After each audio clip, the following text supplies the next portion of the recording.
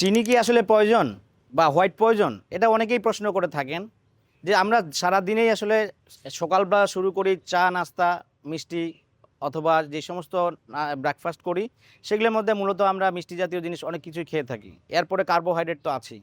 জি, চিনি আসলে আমাদের জন্য হোয়াইট পয়জন বা বিষাক্ত, এক নম্বর শত্রু বলে চিহ্নিত। কারণ কি? কারণ আমরা দেখি যে চিনি আসলে আপনার কি বলে জীবন শক্তিকে সাক করে বা লাইফ ব্লাডকে আপনার সাক করে, সে অন্য জিনিসকে প্রমোট করে।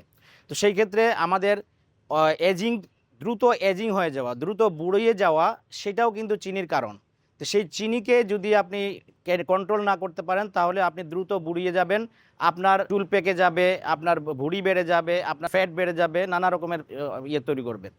চিনি আপনাকে আপনার ব্লাডকে বা জীবনশক্তিকে যখন স্টাক করে, যার কারণে আপনি নি পেইন, জয়েন্ট পেইন, নানা রকমের সমস্যার মধ্যে পড়বেন এবং আমরা পড়ছি।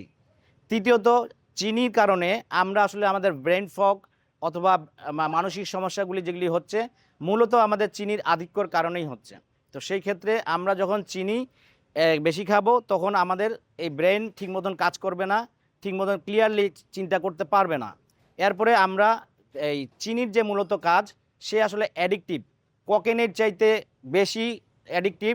যার কারণে আজকে দেখবেন আপনার যে সমস্ত খাদ্যের মধ্যে চিনি মেশানোর কথা না, যেমন সালাদ, তরকারি, হোটেল রেস্টুরেন্টে দেখবেন যে সেখানেও চিনি মিশায় আপনাকে খাওয়াচ্ছে। কারণ যদি কাউকে 23 বার চিনি মিশ্রিত 23 লোকমা খাওয়ানো যায় অথবা 23টা চুমুক খাওয়ানো যায়, তাহলে সে ওটা পরবর্তীতে চেয়ে খাবে বা খুব মজা লাগছে সে বলবে যে আমাকে আরেকবার দেন। এই কারণে চিনিকে বেশি বেশি ব্যবহার করা হচ্ছে বিভিন্ন নামে। প্রায় 60টা আপনার ছদ্মনামে আমরা চিনি খাচ্ছি প্যাকেজিং ফুডের মধ্যে। সেই জন্য যদি আমরা চিনি থেকে বেঁচে থাকতে পারি, তাহলে আমরা দীর্ঘদিন সুস্থ জীবনযাপন করতে পারবো। আমাদের শারীরিক এবং মানসিক সুস্থতার উপর ডিপেন্ড করছে এই চিনি থেকে বেঁচে থাকা। আসুন আমরা চিনি থেকে বেঁচে থাকি এবং আমরা প্রাকৃতিক চিনি, যেমন ফল ফ্রুটস, এগুলোর মধ্যে যে চিনি থাকে সেগুলোর উপরেই ডিপেন্ড করি।